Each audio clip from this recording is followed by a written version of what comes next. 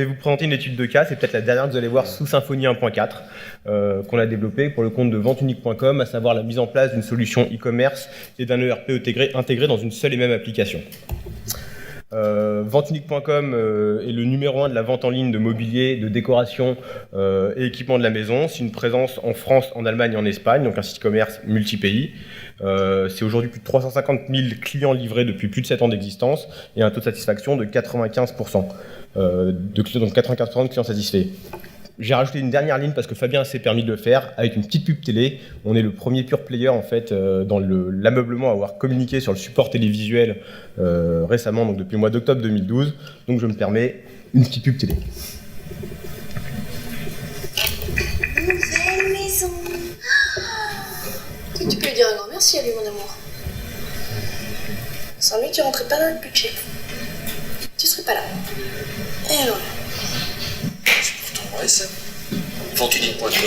Le confort au moindre effort. VenteUnique.com. Ouais, il a peut-être qu'il avait déjà vu. Bon, c'était nous. Plus sérieusement, donc le projet. Comme je vous disais, donc c'est un site e-commerce multi-pays, multi-boutique. Et qui dit donc site e-commerce multi-pays, multi-boutique, forcément, quand on a commencé le projet, on s'est posé la question, comme on était plutôt open source, de dire est-ce qu'on va pas prendre des solutions comme Magento, PrestaShop, plein d'autres. Je nomme PrestaShop et Magento parce que je pense que ici les gens qui ont eu des problématiques e-commerce à gérer ont forcément regardé ces solutions, voire les ont déjà intégrées. On a fait la même chose. Ce qui nous a fait choisir Symfony, en fait, c'est que beaucoup de fonctionnalités présentes dans les solutions comme PrestaShop et Magento, comme pour beaucoup de clients, ne répondaient pas 100% à nos besoins. On a vu qu'il fallait souvent insérer peut-être des logiciels tiers pour notre gestion de stock, qui était un peu compliqué, j'y reviendrai un peu après, et beaucoup de développement d'outils d'interconnexion, à savoir peut-être un système de SSO pour que les gens aient un système unique d'authentification et pas se connecter sur interface de stock, une autre interface de Magento, donc ça devenait un peu compliqué pour nous. À l'époque, c'est un projet qu'on a lancé en 2010. On avait pas mal testé Magento, c'est la solution qu'on trouvait la plus avancée. Il y avait quand même des grosses problématiques de charge. Quand on sait, d'après les tests d'Amazon, que 100 millisecondes de latence, c'est 1% de conversion qui est perdu. Pour un site e-commerce pure player qui ne vit que de ça, on ne peut pas se permettre ce genre de choses. Donc, Magento, et pour plein d'autres raisons, on ne l'a pas fait. Il y avait aussi du code existant, un projet qu'on fait en PHP à papa comme au démarrage, donc pour les 5 premières années de VenteUnique. Et il y avait certaines parties qu'on pouvait réutiliser, qu'on pouvait complètement oublier avec Magento. Donc on s'est quand même dit, on va partir sur un framework et essayer de réutiliser tout ça. De plus, je suis persuadé, moi maintenant en tant que directeur technique, qu'il y a 2 choses pour réussir un projet. La première chose, il faut qu'on maîtrise l'outil. On avait une bonne connaissance de Magento, mais quelques expériences ratées quand même par le passé, et une bonne équipe qui maîtrisait bien le framework Symfony. Donc on s'est dit, bon, le bon outil, c'est quand même celui qu'on maîtrise le mieux, c'est Symfony. Et en plus, dans le projet qu'on avait à mener, il y avait une grosse politique de changement, comme je vous disais, des interfaces qui étaient peut-être vieillottes, mais que les gens avaient l'habitude d'utiliser. Donc on pouvait dans un premier temps les réutiliser ou faire quelque chose d'assez similaire pour ne pas à gérer donc, toute une politique et une formation à des nouvelles interfaces. Symfony nous a permis d'avoir une très grande réactivité là-dessus et donc d'avancer dessus.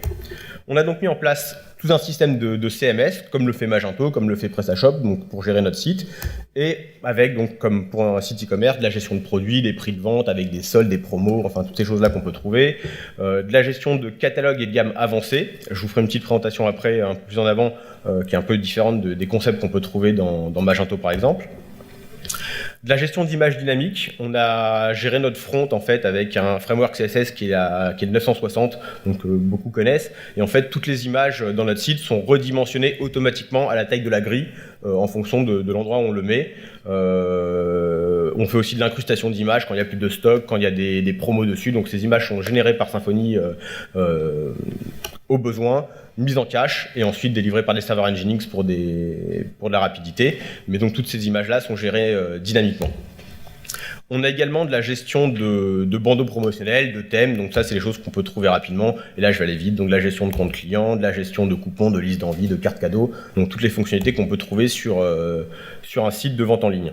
Les choses qu'on a dû développer en plus, c'est aussi tout un suivi de commandes, les aléas de commandes, comment gérer le SAV, comment gérer une annulation, donc l'annulation peut se gérer facilement dans des outils traditionnels on va dire, mais par exemple tout le suivi SAV, il aurait fallu qu'on prenne une solution à côté. Et la plugger. C'était quelque chose de pas possible, on l'a intégré. Toute la partie commande fournisseur. Aujourd'hui, on a une solution qui nous permet de passer directement des commandes fournisseurs et d'avoir tout le suivi jusqu'à la livraison du client. Donc de notre fournisseur jusqu'à notre client. Et en cas de SAV, on est également capable de monter des dossiers litiges directement chez nos fournisseurs. Et on fait de la gestion logistique également. Donc toute la gestion de nos stocks. Et j'ai un petit slide dessus. Je vous montrerai ça après. Et on a également des outils de prévision de retard afin de, comme je dis, on fait de la suivi fournisseur. Donc on est capable de savoir et essayer de prévenir au mieux nos clients en cas de retard de livraison. On a des ratés des fois, mais on essaie de faire le mieux. Et de l'analyse statistique, aide à la décision. Le back-office, rapidement. Donc aujourd'hui, le back-office, c'est plus de 200 modules pour 160 modèles. Il y a plus de 150 tasks qui ont été développés. C'est basé sur une version améliorée de l'admin generator. Et on a mis en place ce qu'on appelle un relation manager pour gérer, en fait, c'est un des manques de l'admin generator, de pouvoir gérer les relations entre un objet A et un objet B naturellement. Donc, je sais pas, peut-être une petite démo rapidement.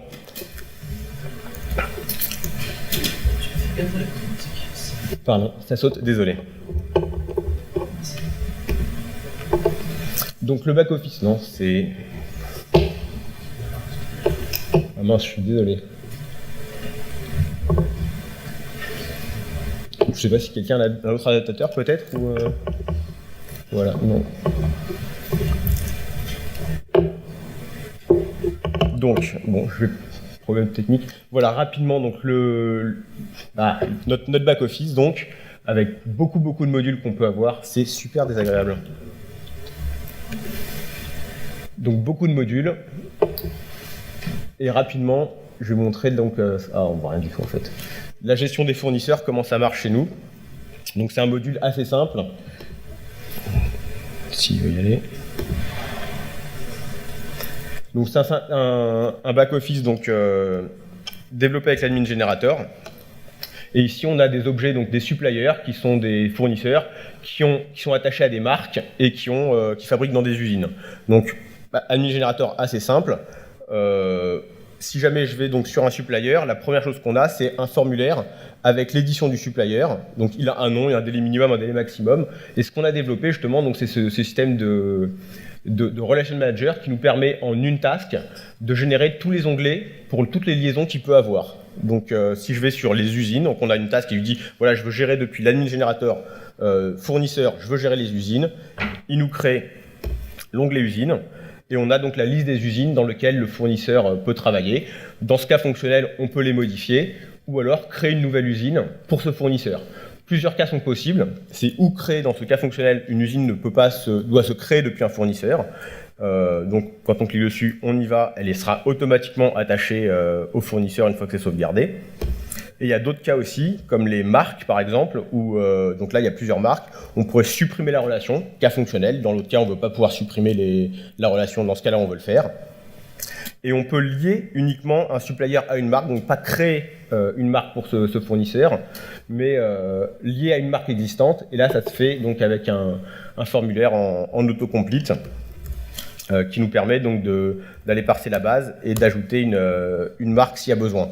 Donc tout ça se gère avec des fichiers de configuration. Une task, ça gère les interfaces. Et ensuite, avec un fichier de configuration, on va lui dire je veux tel lien, je veux pas tel lien, voilà les règles métiers qu'on veut avoir. Donc assez simple, on va dire. On a gagné énormément de temps une fois qu'on a développé ce générateur.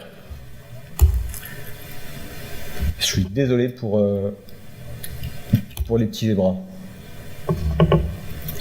Le front office, complètement administrable. Moteur de recherche à facettes qu'on a basé avec Solaire pour justement ne pas surcharger la base de données. Donc on a un moteur de recherche à facettes. L'une des meilleures solutions open source, selon moi, c'est quand même Solaire. Session et cache de template gérés via une amélioration du même cache.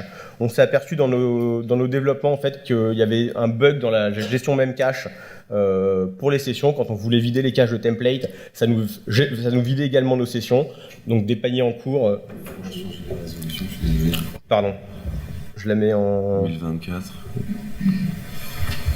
C'est possible.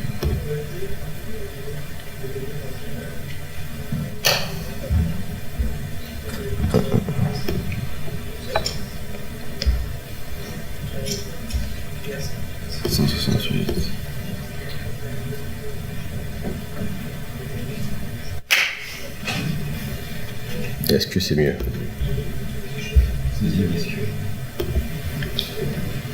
C'est mieux.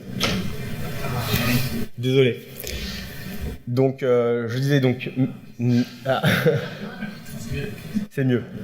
Donc, session de cache, je disais donc améliorer puisqu'il y avait des bugs dessus. Et également un système de routing qu'on a dû étendre pour gérer l'internationalisation. Quand je dis étendre, assez rapidement, on injecte des paramètres en fonction de l'URL dans le request. Dans les bouquins, vous trouvez plein de docs là-dessus. Donc ça nous permet de savoir en fonction du domaine, dans quel pays on est, dans quelle langue on veut afficher les données. Donc c'est assez simple. Une petite démo du front également. Donc rapidement. Comme je vous disais, donc il y a un back-office, ça nous permet de gérer les fonds d'écran, les thèmes qu'on veut mettre en fonction des promos du moment, les offres du moment. On peut mettre des ventes flash, enfin tout ça, c'est quelque chose d'assez classique.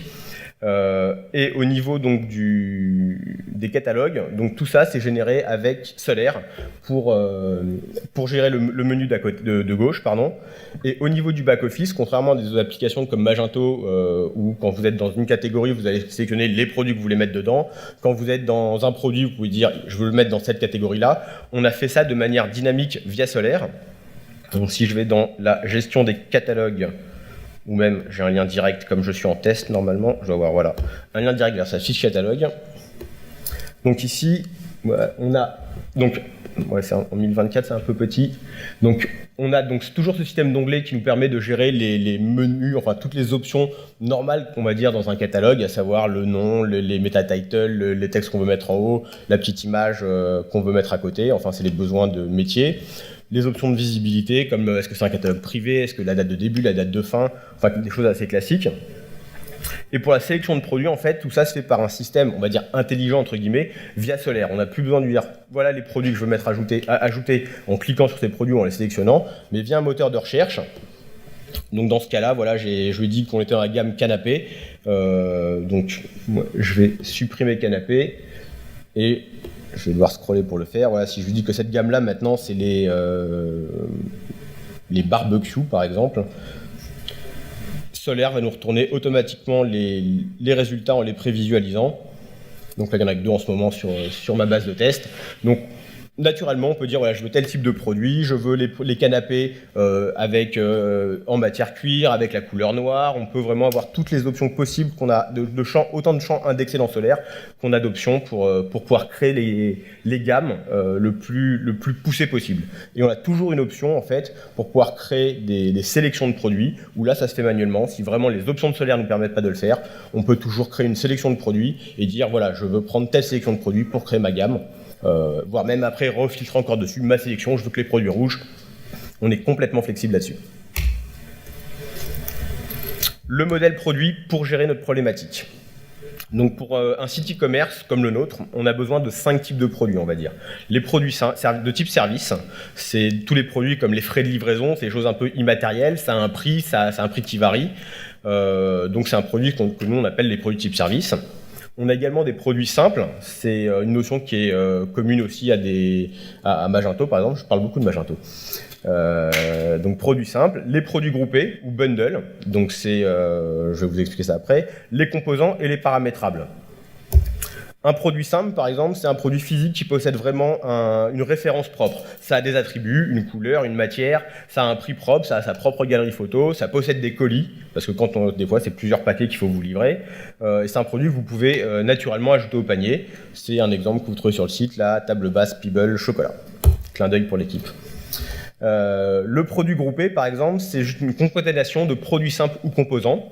Donc l'exemple que vous avez ici, c'est le Badgeo 3+2. On a le canapé 3 places qui existe, on a le canapé 2 places qui existe. Vous pouvez avoir un tarif préférentiel si vous achetez le 3+2 en même temps. Donc nous, on a besoin de gérer ce type de produit également. On n'a pas besoin de lui redonner des attributs, étant donné que les attributs qu'il possède, c'est les attributs des produits de composants.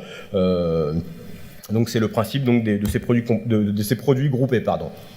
Le produit composant, lui, c'est un produit physique qui possède une référence unique également, mais qu'on ne vend pas en l'état. C'est l'exemple, par exemple, d'un pied de parasol. On ne va pas vous vendre juste le pied de parasol, mais par contre, on va vous le vendre au sein d'un groupé, avec peut-être la toile blanche, la toile bleue, la toile ronde, la toile carrée, la toile rectangulaire.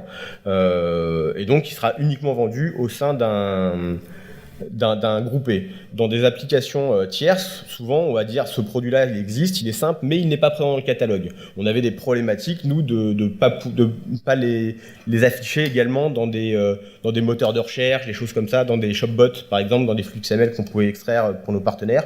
Donc le fait de se dire c'est un composant, on sait qu'on ne le met nulle part, quoi qu'il arrive. Et on a des produits paramétrables, où là, c'est des regroupements en fait, de produits. Par exemple, la table Peeble, comme je vous dis, elle existe en différents coloris. Donc, si quelqu'un vient me voir en me disant « je veux acheter une table Peeble », ma réponse, ça sera de dire laquelle. Donc, c'est un peu ce concept donc, de paramétrable qu'on a mis en place. Pour dire le paramétrable, c'est un papa qui a plusieurs enfants, plusieurs produits enfants. Au niveau de la configuration, assez simple avec Doctrine, donc syntaxe 1.4, désolé pour ceux qui ne font que du 2. On a géré ça avec donc l'inhéritance de Doctrine, type colonne d'agrégation, et différents types, donc 1, 2, 3, 4, 5 pour chaque type de produit qu'on a eu à gérer. Dans le détail, pour pouvoir gérer donc notre... non, c'est parti. Pardon. Donc pour pouvoir gérer donc les products, on a 3 objets principaux. On a l'objet product, dans lequel on va stocker toutes les informations qui sont communes à un pays. Donc ça, c'est pour gérer l'internationalisation. On a un autre objet qui est le product store, qui a une liaison avec le product, dans lequel on va stocker toutes les informations qui sont liées à un pays ou une boutique. Et on a aussi des product culture qui vont stocker toutes les informations liées à une langue. Dans le product, par exemple, on va stocker, donc comme je vous dis, toutes les informations qui sont communes à tous les pays. On vend en France, en Allemagne, en Espagne. Et donc la marque d'un produit, par exemple, ça sera la même, quel que soit le pays dans lequel on le vend. Ces dimensions ne vont pas changer si on le vend en Espagne ou en Allemagne. Également le fournisseur, la galerie média, le type de produit, une table basse reste une table basse, quel que soit le pays où on le vend, les colis et l'identifiant unique qu'on peut avoir. Le Product Store, lui, on va stocker, donc, comme je vous disais, les informations qui sont liées à un pays ou à une boutique, comme le prix, le mode de transport et le stock. Le stock est propre au pays. Le prix, il y a peut-être une opération spéciale en Espagne, pas en France. Donc, le prix est vraiment stocké au niveau de ce qu'on appelle, nous, le Product Store.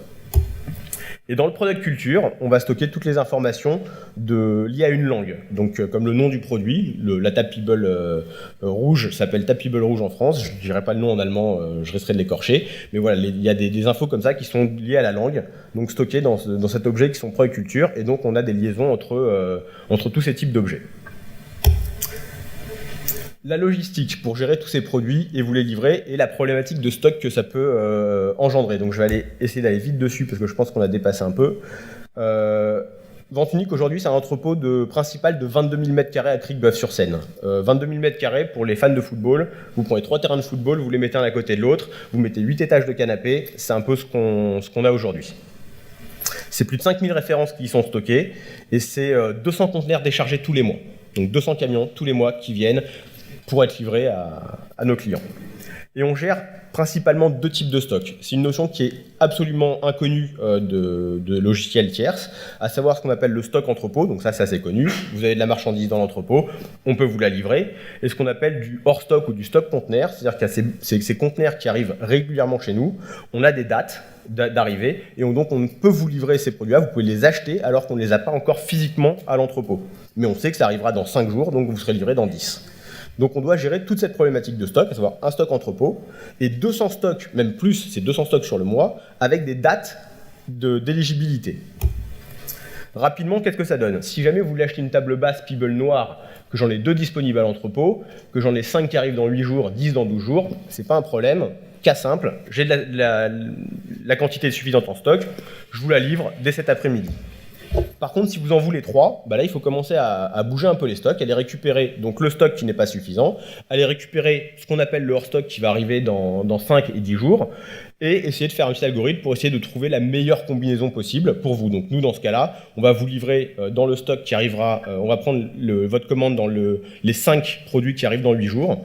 On ne va pas vous livrer 2 tables demain et une table dans 8 jours. Ça serait un peu pas très intelligent de notre part.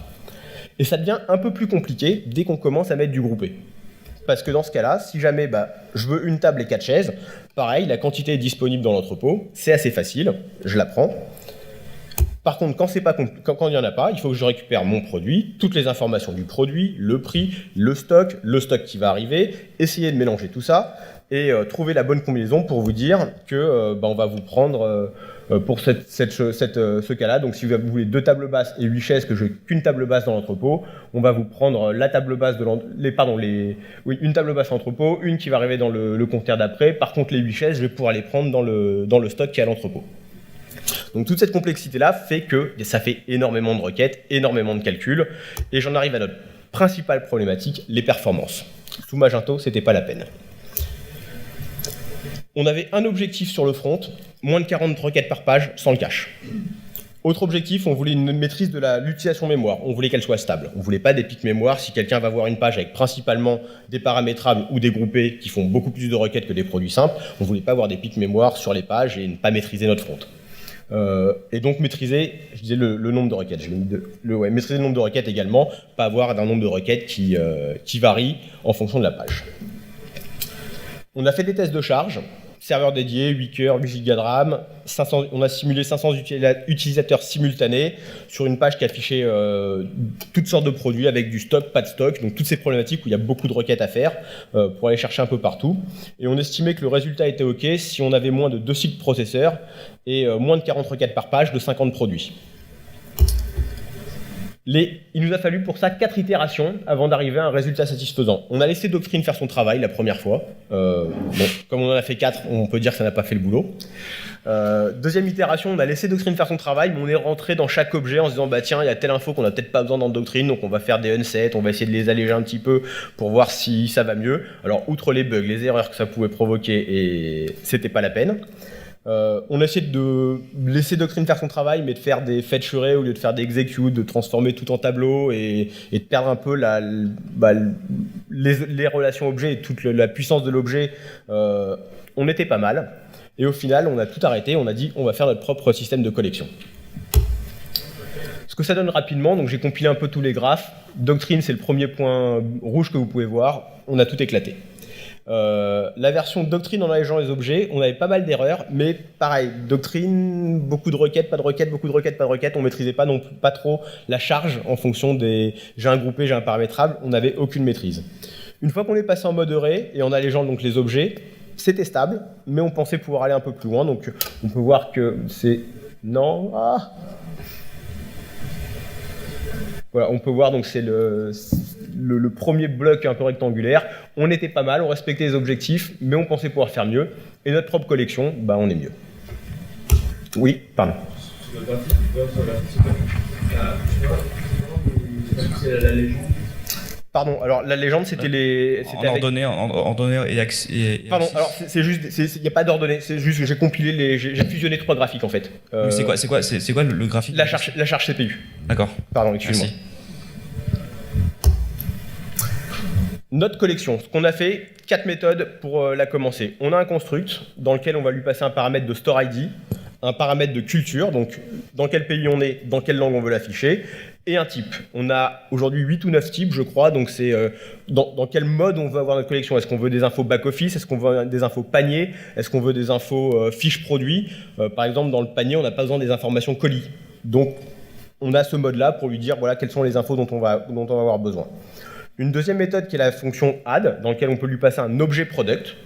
Et ce qu'il va faire, c'est qu'il va stocker l'ID du produit dans un tableau, une variable privée, qui va stocker, et on va empiler en fait tous les produits, tous les ID produits dont on va avoir besoin. Et une autre méthode, add-by-ID.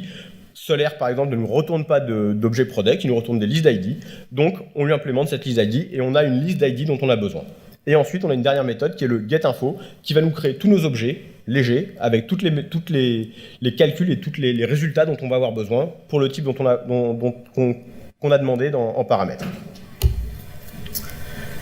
Donc, dans un premier lieu, ce que fait le getInfo, c'est qu'il récupère tous les ID des paramétrables, des ID qu'on a passé en paramètres, et il les injecte dans le tableau private d'IDs.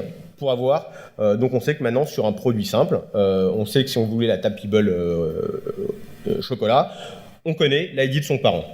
La chose qu'il fait après, c'est récupérer toutes les ventes croisées qu'il peut y avoir dessus, les ID des ventes croisées uniquement. Donc c'est des petites requêtes qui disent va dans la table vente croisée, récupère-moi les ID pour tel ID.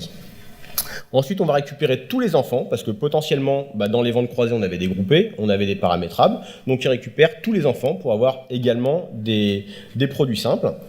Et ensuite, il va récupérer tous les simples et les composants des ID qui auraient pu être groupés ou paramétrables, de la liste ID. Ce qui fait que dans la première étape qu'on a, en 4 requêtes, on a la liste de tous les ID dont on pourrait avoir besoin pour notre page. Et ensuite, en fonction du type, on va récupérer les infos des products, donc toutes les infos de marque qu'on a pu voir avant, les infos liées à la culture, les infos liées au store, et en fonction du type, récupérer le stock, récupérer les prix, récupérer les fournisseurs, et ça à chaque fois en une requête, en fonction d'une liste d'ID finie. Ce que ça donne en termes de performance. La VU Collection versus une Doctrine Collection basique. Donc ce qu'on a fait dans la première version, c'est de se dire on va faire des left join dans Doctrine. Lui dire voilà, je vais avoir besoin de mon produit, je vais le joindre avec son parent, les parents je vais les joindre avec tous les simples et les simples avec les groupés. Sur la version Doctrine, on n'a même pas récupéré les stocks, on n'a pas récupéré les prix, on n'a pas récupéré les cross-sell, on a juste pris une liste d'ID pour pas surcharger. Ce que ça donne, c'est ça. La courbe rouge, c'est Doctrine. Donc sur un produit, c'est même au-dessus, j'ai les chiffres, mince, je pensais les avoir ici, mais je vais vous donner. Mais on voit qu'au-delà de 20 produits, enfin à 20 produits en temps de chargement, c'est les temps de chargement, ici, on est à presque 5 minutes si on veut afficher 20 produits. Donc si jamais je vous dis, allez sur le site, cliquez sur canapé, il y a 20 produits, vous attendez 5 minutes, je ne vais pas vendre grand-chose. Au niveau de la mémoire, c'est pareil. Doctrine, si on fait des jointures, ça pète tout. Donc au-delà de 20 produits, notre serveur de test, de toute façon il était, il fallait 5 minutes pour sortir la page et on était complètement dans les choux. Au niveau des requêtes, par contre là avec le left join, génial, 3 requêtes tout le temps. Mais j'ai pas les stocks, j'ai pas les prix, j'ai pas tout ça. La vue Product Collection, elle par contre, en constant, fait tout le temps 21 requêtes. Et on a mis un système pour quand il y a beaucoup d'ID, pas se dire on va taper sur 5000 références, on a un palier à tous les 100 ou 200, c'est quelque chose qui est paramétrable en fonction du type. On va dire voilà, tous les 100, tu refais une phase de requête. Donc on a des cycles de 20, de 40, de 60 requêtes en fonction de ce qu'on veut faire. Sur le front, il n'y a pas besoin, mais par contre en back, effectivement, des fois, quand on veut faire des extracts sur 5000 produits, on le fait un peu par palier, on va dire. Autre test qu'on a fait, oui, non. Voilà, c'est la même chose mais sans les jointures Doctrine. Donc là, beaucoup mieux. En termes de temps de chargement, on est quand même donc sur jusqu'à 50 produits, c'est ce qu'on affiche dans nos pages catalogue. C'est un peu au-dessus à 50, il y a un petit gap à 50, mais au-delà de 50, Doctrine commence à vraiment avoir des soucis. Mais sinon, jusqu'à 20 produits, on était à peu près similaire sur les temps de chargement. Je pourrais donner les chiffres en off, après ça intéresse des gens plus en avant. Au niveau de la mémoire, rien à dire. On est constant quasiment, pareil, même un peu mieux je dirais qu'avec la collection, jusqu'à 100 produits. Au-delà de 100, c'est pareil, c'est exponentiel avec Doctrine, ça monte. Par contre, au niveau du nombre de requêtes, si on ne fait pas les jointures, on éclate tout. Donc pour mon front, ma contrainte d'avoir 40 requêtes par page, c'était pas possible. Symfony 2, je pense qu'il y a quand même des gens qui sont ici intéressés par Symfony 2. On a fait à peu près les mêmes tests sous Symfony 2. Donc on n'est pas du tout, enfin personnellement dans l'équipe, on n'est pas encore bien avancé sur Symfony 2. On essaye, on se pose des questions de peut-être migrer. Qu'est-ce que ça donne ? Bravo à l'équipe Symfony 2, il y a un gros gain en temps de chargement. C'est la courbe grise qui est au milieu. Donc par rapport au temps de chargement en Symfony 1.4, si on fait du Doctrine pur, on éclate tout. Là, jusqu'à 100 produits, on se rapproche de la VU Collection. Mais je ne pense pas que ce soit un problème lié à Symfony 2, c'est plus l'ORM, donc Doctrine, qui est la problématique aujourd'hui. Et nous, personnellement, en tout cas, on va travailler dessus pour essayer de voir comment on peut contourner ça. En termes de mémoire, rien à dire. Symfony 2, en natif, permet d'avoir est meilleur que notre VU Product Collection. Donc, c'est ce qui nous fait dire qu'on va peut-être y aller, parce qu'il y a vraiment ici un gros gain dessus. Donc voilà, je tenais principalement, il est quelle heure ? Je pense que c'est quasiment l'heure, où j'étais vite. Ah bon, enfin, j'ai été super vite en fait. Je pense, je l'ai répété après 35 minutes. Je tenais à dire merci à mon équipe technique qui est là. Et si jamais il y a des gens qui sont intéressés, donc posez des questions, n'hésitez pas. Si jamais il y a des gens qui veulent acheter chez Vente Unique, n'hésitez pas, venez flasher. Vous avez un coupon de réduction en allant sur cette page-là. Donc n'hésitez pas. Ou allez sur venteunique.com/sflive. Je sais pas s'il y a des choses que vous voulez peut-être revoir, parce que j'ai été super vite en fait, le stress de vous avoir en face de moi. Merci pour la conf, j'ai plein de questions moi, Dis-moi. Je suis assez curieux. J'ai 3 questions. Première question, c'est toutes ces règles métiers, comment vous les avez testées? Parce que c'est vrai que c'est super complexe comme tester quand il y a des stocks, quand il n'y a pas de stock. D'ailleurs, vous avez des batteries tests qui valident ce genre de choses? Donc on a toute une équipe et en fait c'est vrai qu'on a essayé des tests automatiques pour cette partie-là. Les règles sont tellement complexes que c'est des cas métiers. Donc c'est des gens qui vont tester et en fait il y a même des cas qui sont arrivés après coup auxquels on n'avait même pas pensé au démarrage, à savoir la personne qui ajoute une table avec ses 8 chaises, ça marche dans un sens. Par contre, la personne qui ajoute d'abord des chaises et après se dit « Ah bah tiens, je veux aussi ça », l'ordre dans lequel tu le mets au panier est important parce que tes chaises, tu vas les prendre dans un stock, la table et le groupé, tu vas le prendre dans un autre stock. Donc il fallait arriver à se dire « Tiens, comment on le met ?» Et ça, je dirais que là-dessus, c'est l'humain qui a permis de... Donc ça veut dire que par exemple, votre adaptation à l'évolution, c'est à chaque fois, faut replonger dans le code, réécrire patcher le code et alors c'est des nouvelles règles métiers à intégrer. Sur toute la gestion de stock, on a passé énormément de temps dessus et c'est quelque chose qu'on ne touche plus aujourd'hui. On a couvert, je pense, tous les cas.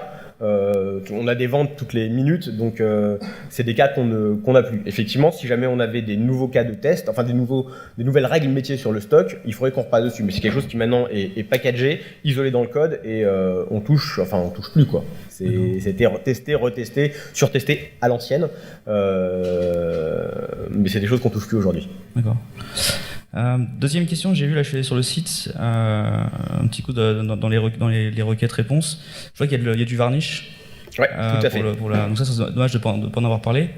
Je voulais savoir au niveau de varnish, vu que c'est du Symfony apparemment derrière, vous utilisez les ESI ou pas avec Varnish parce que je vois qu'il y a l'authentification et ce genre de ouais, contenu non, privé. ça, nous, on a fait le choix de le faire en Ajax, en fait, pour contourner ou le SI ou l'Ajax. Donc nous, toutes les parties en fait statiques, si tu regardes en fait dans la console Firefox, tu as toujours une requête no cache qui tourne, qui permet d'aller chercher les infos en no cache. Alors, et vous cachez quoi alors dans Varnish en question? C'est dans la page. La page là-dessus, donc la page complète est générée par Varnish. Ce qui va être mis en no cache en fait, c'est tout ce qui est la partie se connecter. Je suis connecté, je suis pas connecté.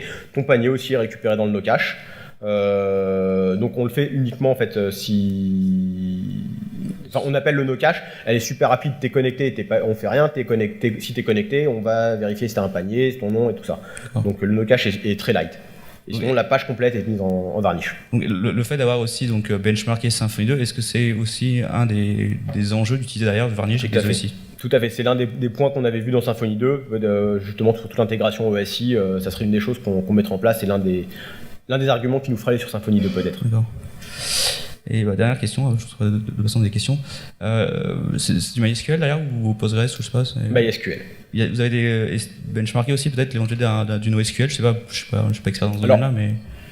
Pareil, comme je disais en introduction, meilleur outil, celui qu'on maîtrise. NoSQL, on n'était pas non plus expert dessus. C'est vrai que, comme je te dis, tu vois, dans cette vue collection, on a des requêtes SQL super simples. On en a 20 pour afficher une page comme ça. C'est 20 requêtes. Au final, on est super light puisque toute la partie intelligente du moteur de recherche, c'est Solaire qui le fait en fait. D'accord. Merci.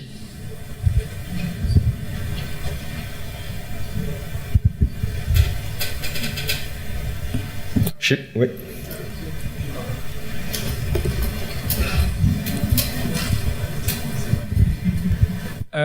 Est-ce que vous avez pensé à essayer Propel à la place de Doctrine pour le niveau performance? Alors, justement, Propel, je commence à avoir un peu de bouteille dans Symfony. J'ai suivi Symfony en fait depuis les versions avant la 1. Donc Propel, on connaissait. Et en fait, moi personnellement, j'ai switché sous Symfony sur des projets en prod. J'ai été développeur, chef de projet, maintenant directeur technique. J'ai vraiment switché sous Symfony. J'ai commencé à vendre des projets Symfony quand ils sont passés sous Doctrine. Propel, c'est quelque chose que...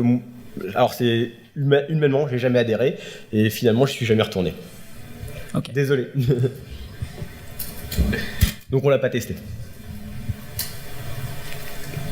Et au final, on n'utilise pas Doctrine beaucoup plus non plus. Voilà, je sais pas si vous voulez peut-être revoir le back-office ou quelque chose, ou s'il y a d'autres questions. Juste une petite question. Pour Symfony 2 et Doctrine, quelle version de Doctrine vous avez utilisée pour les benches? Pardon, c'est la 2. On a pris Symfony pour la Symfony 2. Version de Doctrine. Donc Ouais, Symfony 2 et la version Doctrine qui est packagée avec. Non, c'est la dernière version de Doctrine.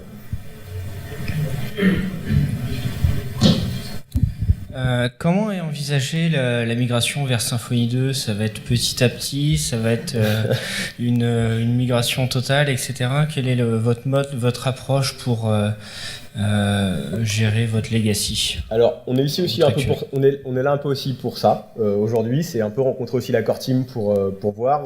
Si je suis conférencier aujourd'hui ici, c'est que l'équipe commerciale de Sensio est venue nous voir pour voir un peu nos projets. Ils l'ont vu, ils ont dit vous voulez pas venir le présenter?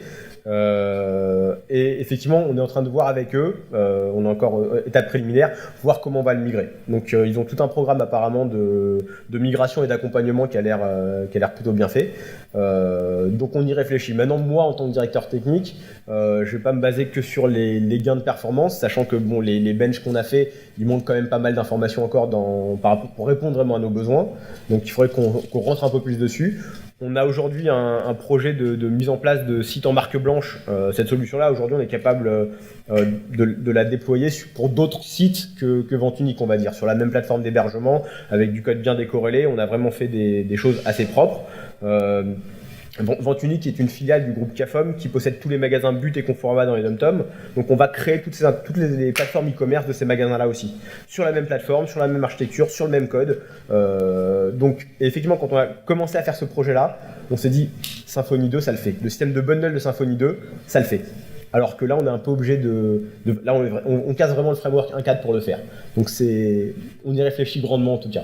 Donc certainement avec de l'accompagnement et j'espère que mon équipe technique, ils le savent, ils sont assez bons pour le faire aussi. Et le fait d'avoir couplé le RP en fait à votre solution d'e-commerce, ça va pas poser problème pour justement créer avec ces nouvelles filiales justement l'application, et vous prévoyez comment en fait de séparer les applications, de passer justement de cette application très liée, etc., où vous allez devoir découpler votre code pour justement... En fait, comme je vous dis, en fait, on avait un peu de temps vu que j'étais un peu speed, mais l'application va vraiment de bout en bout. On fait de l'analyse de vente de la saison précédente. Ça permet au marketing en fonction d'objectifs, de prévoir ce qu'ils doivent acheter auprès des fournisseurs. Ces infos sont transférées à l'équipe approvisionnement qui doit passer les commandes aux fournisseurs. Comme je vous dis, on traque tout ce système-là et on sait donc toute la marchandise, où est-ce qu'elle est, à quel moment ça arrive. Ensuite, s'il y a un problème, on est capable de rapatrier ça sur le fournisseur aussi. Et le fait d'avoir plusieurs applications, à ce niveau-là, comme je dis, il faut réinventer la roue sur les interfaces pour faire les CSS, même si c'est des copier-coller, mais il faut bien penser à chaque fois les faire. Et je pense, vu la complexité de ce qu'on a, et on voit les gains de productivité qu'on a aujourd'hui versus à ce qu'on avait avant de mettre cette application en place, j'aurais tendance à vous dire non, parce que je vois vraiment le gain de productivité tous les jours, en fait, en ayant une application complètement intégrée. J'ai une dernière question. Avec Symfony 1.4, on avait un côté très très rad, une rapidité de développement des applications qui se faisait, et j'ai l'impression que ce côté-là est un peu perdu avec Symfony 2, même si j'apprécie grandement Symfony 2. J'ai l'impression que le temps de développement d'applications est un peu plus long sur du Symfony 2. Est-ce que vous avez peur de ce gap-là justement sur le passage de technologie? Peur, j'en dors pas la nuit. Non, effectivement, ce qui me fait pas aller sur Symfony 2 aujourd'hui, c'est ça. C'est exactement ça, c'est quand est-ce que je vais retrouver ces outils, cette facilité. Donc c'est des choses comme je dis, on est là pour ça aussi aujourd'hui, c'est essayer de comprendre quels sont les outils qui nous permettraient de récupérer des choses de 1.4 pour aller plus vite. Est-ce qu'il faut tout refaire? On a essayé de faire par exemple, on verra la core team pour nous, mais on a des YML qui fonctionnent bien, on a une base de données qui est, où toutes les liaisons sont bien faites, le YML il est parfait, on va dire, il est irréprochable. Pourquoi je peux pas récupérer ce YML pour générer mes entities Symfony 2 et qu'aujourd'hui je suis obligé de passer dans tous mes fichiers. Il y en a que 160, effectivement, en une journée je peux le faire, mais et après quoi, si je passe une journée pour pas aller dans mon corps de métier alors que j'ai déjà fait, quelque part j'ai pas envie de réinventer la roue. Donc c'est un des points sur lequel j'en discuterai avec la core team. Avancez les gars.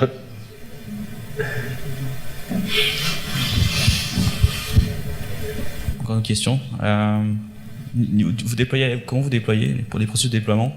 Donc plusieurs serveurs, mais pour tout ce qui est déploiement, donc on a des serveurs de tests, d'intégration, donc tous les tests sont faits un peu traditionnellement, et on a une partie, une fois que c'est testé, par AirSync, on envoie tout sur les différents frontaux. D'accord.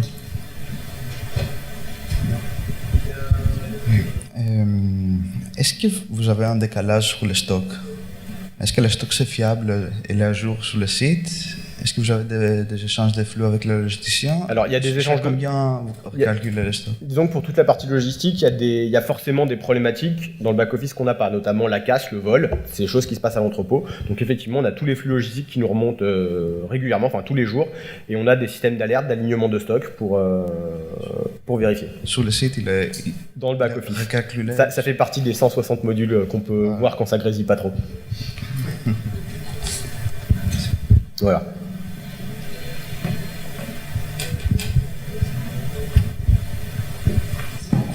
J'ai bien fait d'aller super vite alors. Juste comme les performances, ça vous intéresse, c'est quoi que vous avez sur vos serveurs front vous avez parlé de Nginx Ouais, la config en fait, on a un serveur virtuel Varnish qui peut être dupliqué si jamais il y avait un problème dessus, donc machine virtuelle. On a deux fronts, Apache, des serveurs Nginx sur chaque front également. Je crois que j'ai plus de bêtises. C'est pour le statique ça Ouais, pour tout ce qui est statique. Pour PHP, c'est Apache alors Ouais, tout à fait. Pourquoi vous passez pas par Nginx? C'est choix, c'est pas, on l'a pas testé en fait. On a des performances. Si vous regardez les temps de réponse, on est. Ouais, ça a l'air bien. Ouais. On est plutôt pas trop mal. Voilà, donc on a 30 millisecondes pour la page. Youpi, on a 29. Okay. Ça tournait plutôt bien quoi. Donc on n'a pas été plus loin, et puis après il y a tous les systèmes on n'a pas de SPOF, on a tous les systèmes pour faire en sorte que ça tienne bien. Et je peux vous assurer que pour la charge, quand on se fait une pub TV, je sais pas si vous l'avez expérimenté, mais ça fait bizarre au niveau des serveurs. Ouais, merci. J'ai cru comprendre que vous dupliquez votre site pour plusieurs clients différents, non? Oui, presque, allez-y. Ouais, voilà. Et c'est pour savoir si vous avez mis le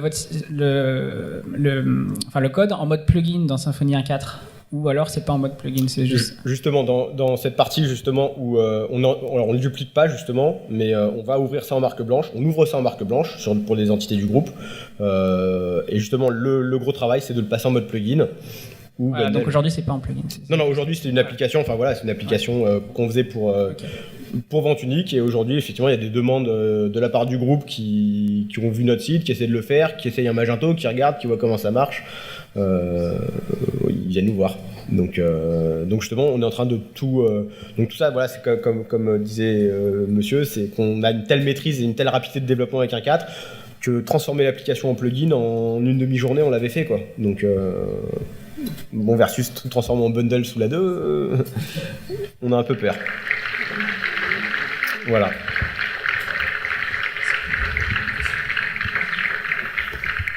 Est-ce que vous avez une architecture tout en API? Comment? est-ce que vous avez une API? Enfin, comment ça marche à ce niveau-là? Est-ce que vous faites du REST? Non, l'application web, enfin on appelle, il n'y a pas d'API, d'appel au stock. De la marque blanche, je pensais. Non, enfin quand je dis marque blanche, on va rester maître de la technologie, et puis en fait, pour la marque blanche, en fait, on s'adresse à des équipes du groupe en fait qui n'ont pas d'équipe technique. Donc de toute façon, le développement va rester chez nous, ils n'ont pas besoin d'API pour taper chez nous. Enfin, ils ont besoin de nous en fait pour développer. C'est l'équipe technique du groupe, c'est chez nous.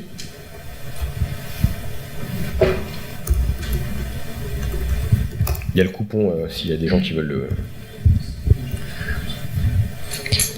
un petit coupon. N'hésitez. Moi j'avais une question, c'était il y a combien de personnes qui travaillent aujourd'hui sur ce site? Alors aujourd'hui et depuis le début, c'est une équipe de il y a 3 développeurs, 2 chefs de projet et puis moi qui joue au golf et qui leur crie dessus de temps en temps. Et donc depuis 2010, c'est ça? Depuis 2010, ouais. Donc pour la roadmap rapidement, en fait la première version du site est sortie en 2 mois, on va dire. Donc on avait lancé les développements en septembre. En novembre, on avait une version qui était spécifique à l'Allemagne. Je raconterai pas l'historique de Vente Unique, mais un projet raté. On est arrivé, on est en mode rush. On a sorti une première version en 2 mois. Et après, en 6 mois, il y a eu la vraie version donc qu'on peut voir que vous pouvez voir aujourd'hui avec un ancien design. 6 mois après, on a sorti le nouveau design avec Solaire et tout ça. Et puis après, on l'a fait vivre. Hein. On n'a pas tout sorti d'un coup, mais outils d'aide à la décision, analyse des ventes, tout ça, c'est des modules qui ont été développés au fil de l'eau et qu'on a aujourd'hui. Et plein d'autres choses qui vont arriver.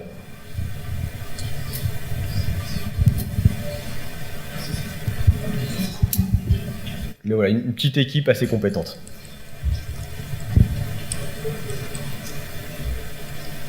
C'est bon?